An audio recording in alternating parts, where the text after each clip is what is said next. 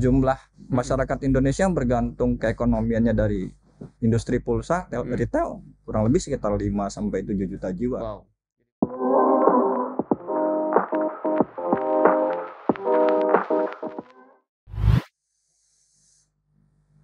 Saya sedang menggunakan handphone di depan teman-teman sekalian karena hari ini saya kedatangan tamu luar biasa dari Kesatuan Niaga Seluler Indonesia alias Asosiasi Pedagang Pulsa se-Indonesia kali ya saya ambil.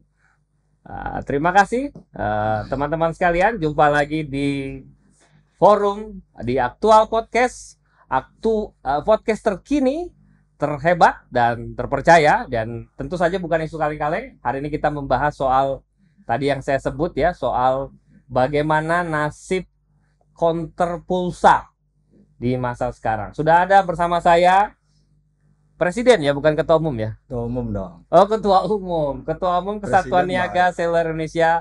Salah satu senior saya, Mas Asni Tubas atau dipanggil Abbas. Selamat malam ini ya. Oke, selamat malam Komandan Michael. Siap. Mas Tubas, saya sengaja mengundang Anda karena kemarin saya datang ke tetangga di sekitar rumah yang dulunya berjualan pulsa, sekarang sudah tutup. Nah, dia mengeluhkan persoalan yang ya saya kira semua orang alami sejauh ini ya, kesulitan ekonomi dan lain sebagainya. Tetapi yang saya sebenarnya ingin masuk adalah sekarang kan yang jual pulsa bukan cuma counter pulsa ya, nggak seperti keadaan 10 tahun lalu. ATM jualan, minimarket jualan, marketplace jualan. Nah, saya pengen tanya sebelum ke sana gitu ya, saya pengen tanya soal sebenarnya nasib para pedagang pulsa counter ini belakangan ini kayak apa sih? Betul, apakah semuanya akan mati karena nggak bisa survive lagi? Kalau ngobrolin tadi tuh kalimatnya menarik tuh. Betul, apakah semuanya akan mati? Gitu. Ya kalau bercanda dikit semuanya juga mati kan. Gitu. Tapi kalau terkait pulsa, ya kami di KNCI nggak mau menggunakan kalimat semuanya nanti akan mati gitu kan. Atau misalnya ada potensi mati, enggak lah, kita kesampingkan. Karena secara psikologis repot juga kan. Itu tadi tetangganya Mas Michael itu apa keluhannya katanya? Sudah berjualan pulsa hampir 8 tahun 10 tahun, sekarang jarang ada yang beli pulsa. Ya, dan dia sudah mati dengan sendirinya begitu. Ya. Jadi ya memang kondisinya begitu ya. Saya bongkar sedikit dari awal ya. Boleh. Silakan. Waktunya bebas buat bebas ya. Teman-teman. Ini kalau ngobrolnya agak cair nggak pakai nggak apa-apa ya. Nggak apa-apa. Karena kita biasa di warung kopi. Nanti saya ganti podcast warung kopi. Jadi gue pikir gini, gue rasa kita harus tahu dulu nih jejak counter pulsa dari awal sampai sekarang. Industri telco secara retail itu kan katakanlah mulai memasyarakat kurang lebih di awal tahun 2000-an atau di tahun 99 98 gitu. Tapi mulai memasyarakat di awal tahun 2000-an. Kita bisa lihat bisnisnya itu tumbuh di setiap daerah. Megel juga pasti ingat dulu waktu kita kuliah ya, kanan kiri counter pulsa gitu. Jalan ke kanan, jalan ke kiri penuh counter pulsa gitu. Nah, yang harus kita ini juga kita garis bawahi juga, ada yang menarik dari counter pulsa. Apa yang menarik dari counter pulsa? Counter pulsa lahir di Indonesia, ada di Indonesia gitu sebagai perpanjangan dari operator atau dari provider gitu. Supaya produknya ini bisa diterima sama masyarakat. Awal kelahiran teknologi komunikasi, kita tahu nggak semua masyarakat, nggak semua orang paham apa itu telco, apa itu telekomunikasi. Betul. Nah, makanya dibuatlah atau mungkin terjadi secara alami gitu ya, secara natural. Counter pulsa. Ya, retail pulsa ini yang biasa kita sebut counter akhirnya jadi apa ya? Anggaplah front office ya. Garda terdepan. Ya, front office lah. Gitu. Front office tanda kutip gitu. Dalam rangka ngejelasin ke masyarakat apa sih telco gitu. Nah, sampai kemudian kita sadar sampai dengan katakanlah 10 tahun pertama gitu ya, atau mungkin 5 tahun pertama yang mengedukasi masyarakat secara umum gitu, walaupun mungkin nggak semua kalangan. Secara umum yang mengedukasi masyarakat apa sih itu produk telco, bagaimana cara menggunakannya, lalu kemudian gimana cara, bahkan sampai ke gimana cara pakai handphone. Jadi sangat berjasa ya menjelaskan secara teknis betul ke masyarakat sampai ya. tumbuh medsos, Facebook dan lain sebagainya. Ingat gak kita dulu orang kalau mau bikin akun Facebook akhirnya datang ke konter pulsa, akhirnya sama konter pulsa tuh dibikin tulisan pakai kertas, bikin akun Facebook RP5000. Sempat begitu ya? Ingat kan? Nah, karena terlalu banyak yang pelanggan yang datang nanya gitu kan. Kurang lebih di situ akarnya ya. Nah, secara keekonomian kita bisa lihat gitu, tumbuhnya konter pulsa ternyata ini nggak cuma sekedar retail biasa. Tapi bisnis itu tumbuh sebagai sebuah sebuah entitas lah ya, sebuah entitas yang mudah dijalankan oleh siapapun yang mau dagang.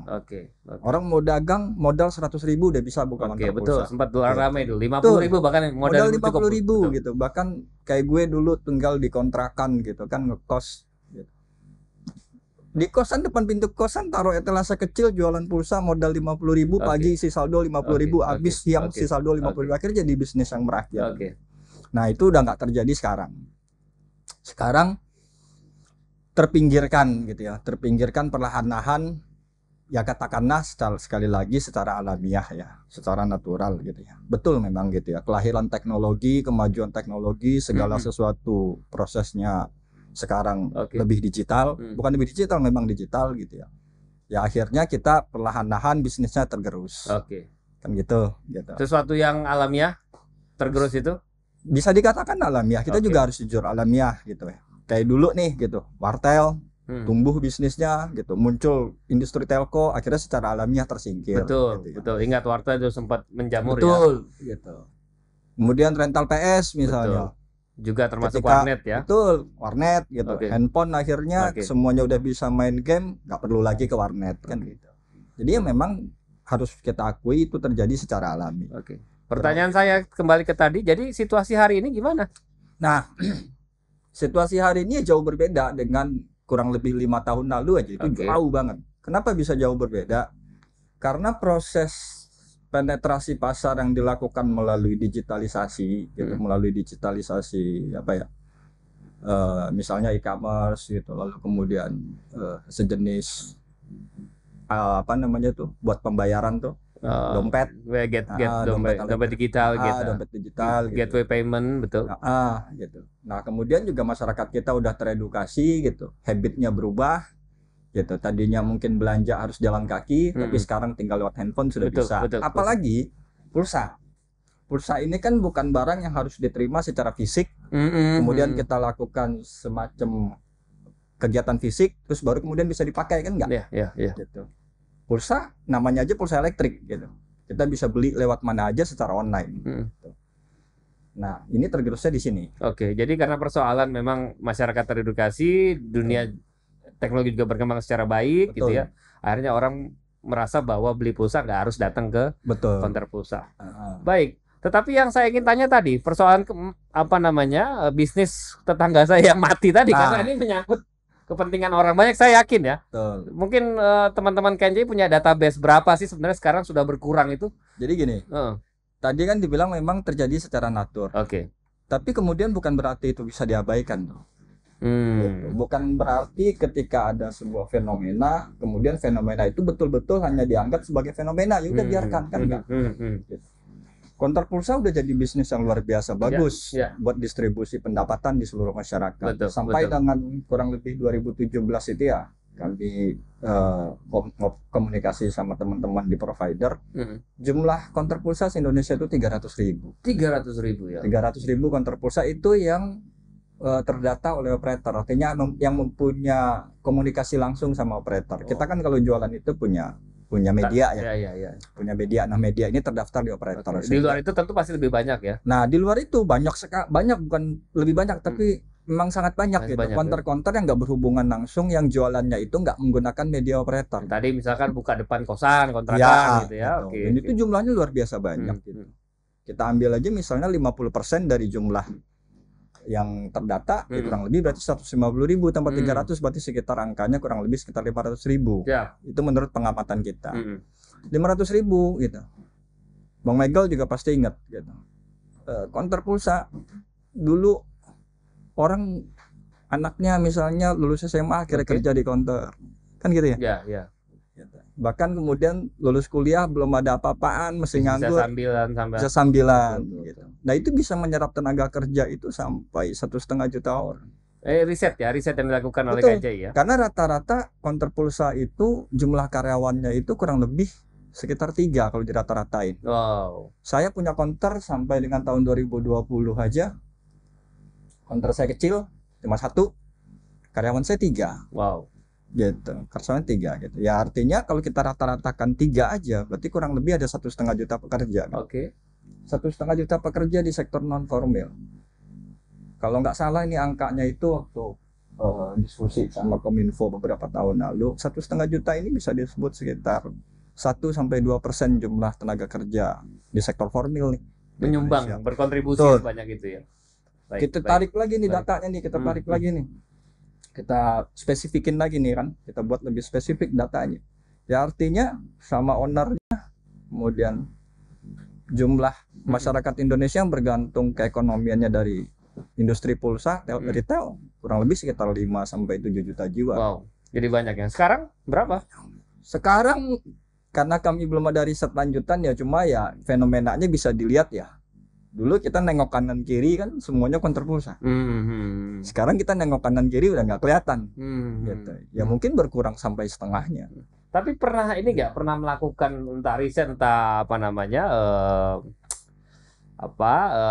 riset sederhana gitu, kalau misalnya dengan situasi seperti sekarang gitu ya, dikuasai tadi saya bilang minimarket apa segala macam, tingkat survival anggota Anda itu kalau kita di counter pulsa bisnis ya, bisnis pulsa gitu. Kalau pesaing kita itu masih konvensional, masih fisik, buat kita nggak ada masalah.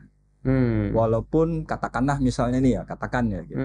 Misalnya pemodal besar gitu, buka counter gede-gedean banyak gitu. Perusahaan gitu, korporasi buka counter pulsa sebanyak-banyaknya, buat kita nggak ada masalah. Selama itu fisik. Yang lebih berbahaya justru? Nah, yang lebih berbahaya sekarang digitalisasi ini. Semua dimakan mode. Semua dimakan. Dia ini siapa? Ya, kita tahu lah gitu kan, ya beberapa e-commerce, lalu kemudian beberapa minimarket. Bukan minimarket nggak ngaruh. Minimarket nggak terlalu ngaruh. Bukan dari lawan yang cukup ini ya. Nggak signifikan lah gitu. Kita nggak ada masalah. Ini minimarket nih dibela nih kayaknya. Iya, minimarket dari dulu jualan pulsa, begitu kita masuk buka pintu selamat datang gitu kan. Belanja kemudian gitu, kita belanja ditawarin sekalian beli pulsanya Om gitu kan. Sekalian beli pulsanya Mbak gitu. Ya buat kita hal itu nggak ada masalah. Kenapa? Kalau bicara pengalaman, kemampuan menjelaskan, kemampuan mengedukasi, counter pulsa jauh lebih oke di bidang telco.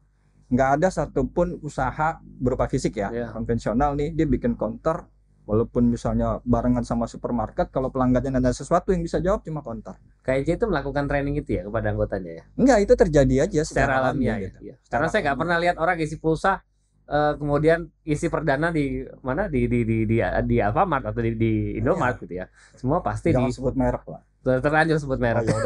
Nggak ada masalah. Oke, saya ingin ke topik yang lain soal pajak pulsa, karena ini kemarin sempat ramai ya, kira-kira awal Februari tahun 2021. Lalu. Jadi teman-teman KNCI ini, saya menyebutnya apa? Menginisiasi atau mendorong lahirnya aturan yang kepastian hukum bahasanya soal bagaimana pengenaan pajak pulsa, tapi bukannya sesuatu yang, nanti koreksi saya kalau gitu, bukannya sesuatu yang baik yang diharapkan oleh teman-teman, tetap katanya justru memberatkan aturan ini ya. Kata siapa? Ya saya dengarnya begitu. Ada beberapa misalnya di berita saya baca misalnya tercekik pajak pulsa begitu. KNCI nggak merasakan itu memberatkan? Kalau ngobrolin pajak ya gitu. Kata pulsanya kita hilangin, ngobrolin pajak. Ya terus kita ngobrol nih sama teman-teman pedagang gitu, siapapun lah pedagangnya gitu. Pasti nggak mau. Pasti semuanya tanda kutip, serem amat sih pajak, kan gitu. Semuanya ngomong begitu kan gitu. Kalau bagi yang nggak begitu paham pajak gitu. Tapi kan pajak ini jadi kewajiban semua warga negara ya. Kita dulu sekolah di pajak ya kan. Warga negara pajak. Berarti ingin jadi warga negara yang baik nih kayaknya nih. Amin, doain aja. Gua aminin. Iya, karena barusan saya lihat satu quote di media gitu ya. Justru Menteri Keuangan Sri Mulyani dan orang pajak senang kalau ada orang pamer harta. Jadi kita semua harus jadi warga negara yang baik, bayar pajak yang baik. Betul. Amin. Betul. Jadi tidak memberatkan aturan ini. Bahasanya bukan tidak memberatkan. Bahasanya tadi itu gitu. Dengan akhirnya pajak pulsa gitu. PM Peraturan Menteri Keuangan nomor 6 kalau nggak salah tahun 2021 gitu ya. Itu lebih memberikan kepastian hukum, memberikan definisi-definisi yang tegas tentang apa itu pulsa, lalu kemudian apa itu kartu perdana gitu. Apakah dia termasuk barang kena pajak atau bukan? Betul. Apakah harus ada definisi yang berbeda atau enggak? Lalu bagaimana perlakuannya terhadap relasi dan perlakuannya terhadap para pedagang? Dan itu lebih oke.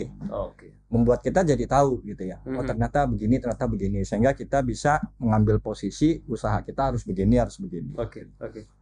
Kalau sebelumnya selalu terjadi keributan, gitu, selalu terjadi perbedaan pandangan, perbedaan persepsi antara petugas pajak dengan teman-teman yang jadi wajib pajak.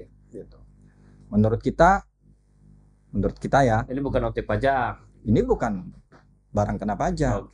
Nggak bisa dikategorikan sebagai BKP. Kita lebih memandang pulsa itu sebagai JKP, jasa kena pajak. Karena kan perlakuannya beda. BKP yang dijadikan DPP-nya adalah omset. Tapi kalau JKP yang dijadikan DPP-nya itu adalah bisa dikatakan nilai yang diterima atau misalnya upah gitu, atau misalnya cuannya lah. Nah itu ribut terus gitu. Bahkan itu merugikan banyak di antara teman-teman kita yang kena kasus pajak. Dengan aturan itu, nah akhirnya kita melakukan riset kita kurang lebih sekitar 1 tahun. Kemudian riset itu kita bawa ke DJP, kita diskusi. Alhamdulillah DJP luar biasa terbuka. Ada komunikasi resmi dengan DJP? 2 tahun kita komunikasi sama DJP. Diskusi panjang, ini harusnya begini, DJP jawab lagi ini harusnya begini. Tapi ya paling tidak alhamdulillah dengan adanya pajak pulsa sekarang yang paling utama kita jadi tahu persis gitu bagaimana posisi usaha kita terhadap perpajakan. Semuanya udah jadi jelas gitu. Jadi nggak ada wilayah yang abu-abu lagi gitu. Nggak ada lagi potensi teman-teman kita gitu yang udah jadi wajib pajak gitu. Dia nggak lagi terjebak antara perbedaan persepsi. Gitu. Jadi saya ingin bilang tidak memberatkan tapi justru lebih memudahkan ya. Tidak menguntungkan tapi memudahkan. Bahasa yang tepat memberikan kepastian. Iya. Dan mudah-mudahan kita semua bisa melaksanakan. Kurang lebih begitu. Tetapi saya ingin pastikan lagi tidak ada ya impact yang terlalu besar dari pengenaan pajak pulsa ini kepada teman-teman di dalam bisnis teman-teman ya. Kalau kita rapi, ini kita bicara pedagang secara umum ya. Bahasanya sengaja nih gue pakai bahasa pedagang, bukan bahasa pengusaha. Karena memang kita pedagang. Pedagang kan lebih nganu gitu kan. Dan sebagian nonton pasti insya Allah para pedagang dan anggota KNCI ini. Sebagian besar pedagang ya kalau ditanya pajak, kalau kita mau bikin riset nih gitu ya. Katakanlah misalnya pedagang kita batasnya pakai definisi PP nomor 23 ya, UMKM yang omsetnya kurang di bawah 4,8. Betul. Kalau kita coba riset ke sana gitu, pasti nggak mau urusan tuh pajak.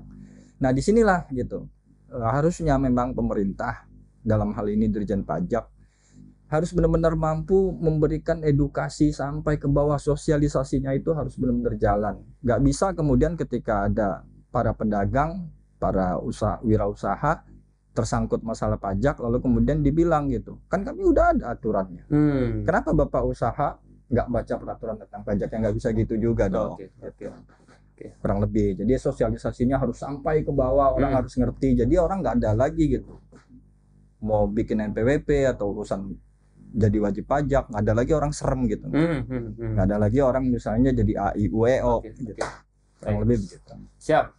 Mas Abbas atau Mas Tubas, kita beralih ke topik berikutnya soal saya menyebutnya perlakuan yang adil bagi teman-teman pedagang pulsa, karena kita bicara soal perdagangan pulsa ini kan sebenarnya teman-teman di retail atau di konter kan bagian dari ekosistem yang besar ya. Karena ada perusahaan pulsa, ada ekosistem telco ya. Ekosistem telco. Nah, Mas, saya kalau sejauh ini Anda melihat sejak tadi Anda cerita di awal 2000-an, sekarang kemudian situasi berubah. negara sudah memperlakukan dengan adil belum sih teman-teman pedagang counter pulsa ini? Saya coba respon ya. Ya kalau bicara negara sudah memperlakukan dengan adil ya mungkin belum ada komunikasi aja yang lebih intens antara kami para pedagang pulsa dengan pemerintah. Anda tadi bicara Dirjen Pajak, Kominfo sudah berlaku adil buat teman-teman? Kalau sekali lagi ya, kalau ada komunikasi yang intens gitu, maka kemudian output dari komunikasi baru bisa kami bilang ada perlakuan yang adil atau enggak. Tapi secara garis besar memang harus kita pahami ya gitu. Tadi nih bahwa tergerusnya kami ya memang terjadi secara natural. Cuma tadi sempat terpotong, tapi bukan berarti ketika kita kalah secara natural negara nggak berpihak. Bukan berarti kita kemudian abai. Betul. Oh ini fenomena, biarkan aja nanti juga tumbuh yang lain, nanti juga ini siklus gitu. Nggak bisa dong begitu. Betul. Kita harus lihat manfaat yang dengan tumbuhnya retail pulsa dari mulai tahun 2000 sampai 2020 katakanlah 20 tahun dua dasawarsa. Gitu. Luar biasa manfaatnya buat masyarakat. Terjadi distribusi pendapatan yang betul-betul ngerata. Lagi jaga konter, kita jajan gorengan, jajan bakso gitu kan. Duit dari jajan bakso bisa dibawa pulang, jajan ini, jajan itu kan luar biasa ya. Nah, yang harus dilihat ini yang menjadi pertimbangan sehingga kemudian menurut kami sangat adil kalau kemudian kita harus membuka komunikasi dengan pemerintah gitu. Ayo kita ngobrol gimana caranya kami bisa maju tanpa kemudian kita harus mengatakan bahwa digitalisasi pasar ini membawa keburukan, misalnya boleh juga kita ngomong gitu. Karena kan kita nggak boleh naif juga kan. Tapi artinya negara sudah berlaku adil? Sampai saat ini karena kami bicara tentang pulsa, kami belum membuka komunikasi. Gitu. Kami masih menyusun beberapa hal lah gitu sampai bisa membuka komunikasi. Saya tambahkan sedikit gitu. Kita tahu gitu beberapa e-commerce besar di Indonesia, lalu kemudian beberapa dompet digital gitu, semuanya ikut jualan pulsa. Gitu. Nggak usah berpanjang lebar, kita tahu lah pulsa ini kan bisnisnya luar biasa seksi ya. Dalamnya ada pulsa reguler, ada kuota, data. Kemudian termasuk di dalamnya juga ada pembayaran, segala macam token PLN dan lain sebagainya. Dan ini luar biasa kan itu. Apa namanya? Nilai bisnisnya gitu. Nilai bisnisnya luar biasa besar gitu. Nah, kalau semuanya ini dimakan oleh beberapa entitas-entitas gede ini gitu. Ya kita mau ngapain gitu kan, kita mau ngapain betul gitu. 1,5 juta orang tadi berikut ownernya kan jadi beban negara nanti. Ayo dong kita, kalau bagi kami ya kami cari solusinya gitu. Jadi kami pikir harus ada memang regulasi yang membagi penjualan pulsa ini. Ini yang mau saya sampaikan tadi. Artinya begini, artinya KNCI sudah punya pandangan dan punya pikiran bahwa ke depan mesti ada regulasi yang mengatur proses penjualan ya. Karena kalau kita boleh berkaca di luar negeri itu memang harusnya ada pengaturan mana wilayah bisnis yang dimakan oleh industri besar, mana yang melibatkan usaha-usaha kecil seperti ini. Ya kurang lebih kayak di luar negeri ya gitu. Contoh misalnya Amazon, lalu gimana pemerintahnya itu mengatur jangan sampai terjadi monopoli. Semuanya dimakan sama satu beberapa gitu. Bahkan belum lama tuh kalau nggak salah tuh saya baca di Italia itu sampai ada sebuah marketplace e-commerce gede itu Amazon itu sampai didenda sekian triliun gara-gara dia buka jasa pengiriman sendiri. Lalu kemudian jasa pengirimannya itu dikasih iming-iming segala macam lah konsumennya supaya pakai dia gitu. Akhirnya pindah semua hulu-hulu mereka pegang. Akhirnya didenda gitu. Jadi kan memang jalan nih gitu. Ada perhatian yang besar dari pemerintah terhadap entitas-entitas bisnis yang kecil-kecil. Nah, ini yang juga kita harapkan gitu. Artinya semoga nanti gitu ketika komunikasi ini berjalan gitu. Oke, kita bagi kue aja gitu. Kita bagi kue supaya semuanya sama-sama makan. Gitu. Pulsa dan segala turunannya, reguler, data, kuota dan lain sebagainya, PPOB, lalu kemudian token PLN gitu. Pokoknya bisnis itulah ya, gitu, terkait telco gitu. Denom 50 ke atas silakan dijual oleh dompet digital. Nilai pulsa di atas 50.000 ke atas dijual oleh industri besar tadi ya. Industri besar tadi gitu. Oleh raksasa-raksasa teknologi inilah gitu. Lalu kemudian Anda nggak berani sebut mereknya? Ya nggak perlu. Oke, terus. Karena kan kita coba berkomunikasi dengan cara yang baik, gitu, dengan cara persuasif. Oke. Walaupun gue dulu STM demennya tawuran. Jangan sebut tawuran, nanti datang katak bizer lagi di sini. Ya. Oke, silakan. Denom 50 ke bawah biarin. Ini jadi makanannya teman-teman konter pusat supaya hidup lagi nih konter-konter. Betul. Gitu. Konter-konter hidup kan marak ya, gitu. Multiplier effect-nya tadi bagus. Iya, apa tadi itu? Multiplier effect ya. Itu jadi bisa jalan. Gitu. Siap. Apa yang mau dilakukan terkait itu? Ya kita coba susun konsepnya yang lebih matang ya. Oke. Jadi begitu kita buka komunikasi ya mungkin dengan Kementerian Perdagangan, lalu kemudian bersama dengan Kementerian Koperasi dan UMKM juga dibantu sama Kemkominfo gitu. Mudah-mudahan konsep ini bisa dipahami gitu. Sedang disusun tapi ya rumusan ini. Kami masih susun. Saya berharap betul ya Bapak-bapak nanti yang menonton, Menkominfo, Pak Joni Plate ya, Mas Teten, Menteri UMKM, cobalah perhatikan ini karena Pak Lutfi ya, Menteri Perdagangan ya. Perdagangan. Nah, ini jangan sampai kemudian semua tadi tuntutannya sederhana, coba diatur betul ya, perdagangan pulsa di atas 50.000 ya, itu biar jadi pemilik industri besar, tapi tolong yang cuma 5.000, 10.000 dikasih lah ke pedagang kecil. Gitu ya. Kemarin itu sempat ada saya nggak sebut orang lah ya gitu. Bahasanya kurang lebih ya kalian bebenah dong gitu. Kalian bebenah. Ya artinya kalian juga harus mampu tumbuh secara digital. Ya kami bilang ya nggak bisa gitu juga Pak akan gitu. Karena beda sumber daya gitu. Nggak mungkin kan kita yang kecil-kecil ini walaupun kita bersatu nih bikin e-commerce sendiri gitu. Nggak akan mungkin kita bisa menyaingi yang lain gitu, yang tumbuh gitu. Jadi ya memang harus ada keberpihakan dari pemerintah gitu. Oke. Baik. Kita mau memasuki poin terakhir terkait dialog kita hari ini. Kayaknya menghibur dan mencerahkan ya. Saya punya dua foto di sini Menkominfo. Yang satu adalah Joni Plate, yang satu adalah Pak Rudiantara. Saya langsung tanya kepada Anda karena bicara proses dari tahun 2000 sampai sekarang itu mungkin di satu dasar terakhir kebijakan mereka yang Anda rasakan. Di antara dua menteri ini mana yang lebih berpihak pada teman-teman KNCI? Kalau bicara berpihak ya. Harus jujur ini. Jujur gitu. Beliau Pak Rudiantara punya kebijakan Pemkominfo nomor 12 tahun 2016 itu tentang registrasi kartu perdana gitu. Ya memang regulasi itu merugikan kita. Gitu. Sangat merugikan gitu. Cuma sayangnya memang di pandangan publik gitu seolah-olah kita menolak registrasi. Enggak. Kita enggak menolak registrasi, bahkan kita yang membantu masyarakat supaya ayo dong punya kartu regis sesuai data yang valid. Betul. Yang kita tolak adalah pembatasan karena ini ujungnya dagangan. Nah, memang ada kebijakannya beliau itu yang merugikan kita secara langsung. Merugikan ya, yang soal pembatasan registrasi itu ya. Itu merugikan kita secara langsung.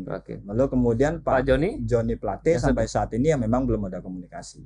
Termasuk soal tadi urusan permintaan Anda mengatur pedagang pulsa belum ada ya? Waktu itu saya sempat ketemu cuma beberapa menit, 1 menit kurang lah kita mau audiensi waktu beliau awal-awal jadi menteri. Cuma ternyata saat itu ya nggak sempet lah, beliau ada agenda lain yang harus dihadiri. Pak Joni harus baik-baik sama teman-teman KNC ya, dari 500.000 anggotanya Pak Joni. Waduh, kalau seandainya mereka memutuskan untuk tidak memilih Anda sebagai menteri,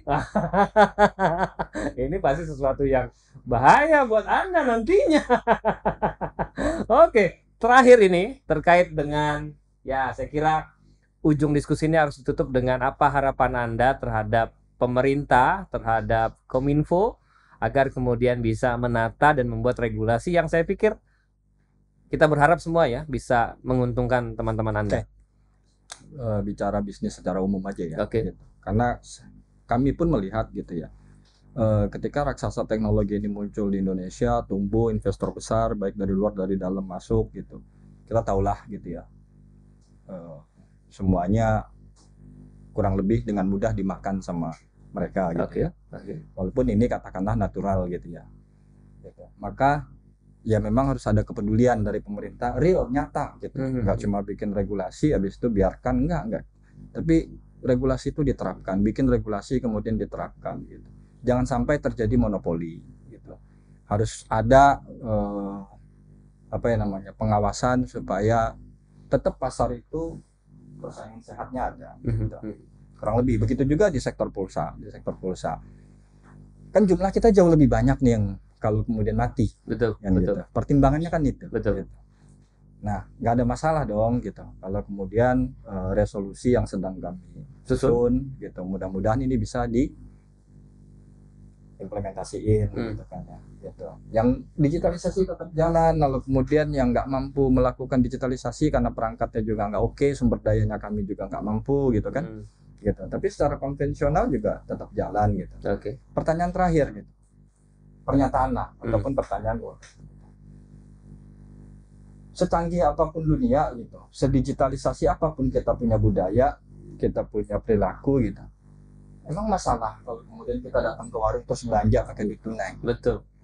Masalahnya di mana gitu? Sampai seolah-olah kemudian sekarang ini semuanya harus digital, semuanya harus bebenah, kalau enggak kita ketinggalan. Ini bukan bicara ketinggalan, tapi ini bicara tentang yang lebih prinsip gitu, kesejahteraan. Betul. Apa gunanya kita bernegara kalau kemudian kesejahteraan bukan jadi hal yang prioritas. Betul. Jadi ya nggak ada salahnya dong gitu, belanja datang ke warung gitu, belanja datang ke kantor pulsa gitu, walaupun memang secara digital juga bisa dilakukan. Kurang lebih begitu. Baik. Terima kasih Mas Asmi Tubas atau Mas Abbas, Ketua Umum Kesatuan Niaga Seluler Indonesia. 30 menit tidak terasa. Betul. Sangat cepat ya. Moga-moga kopi nggak ada rokok ya. Betul. Moga-moga dari podcast ini nanti akan bisa menghasilkan impact yang besar bagi perjuangan teman-teman. Tapi saya ingin pastikan tadi ya, bahwa persoalan pengaturan pulsa itu bukan persoalan rasa kasihan atau apa, tapi ini persoalan nafsu bisnis. Jadi kalau ada institusi besar yang menguasai itu soal nafsu bisnis, itu kapitalisme. Bisa jadi. Gitu ya. Baik, terima kasih teman-teman. Saya serius sekali karena tergerak hati saya tadi nih melihat ceritanya Bang Abbas ini. Ya. Kita jumpa lagi di podcast-podcast berikutnya. Tetap stay tune di Aktual Forum, di Aktual Podcast. Podcast paling terkini, terhangat dan terpercaya. Sampai jumpa. Terima kasih. Makasih banyak Bang Abbas. Makasih Bang Mego. Makasih banyak. Ya, sukses selalu.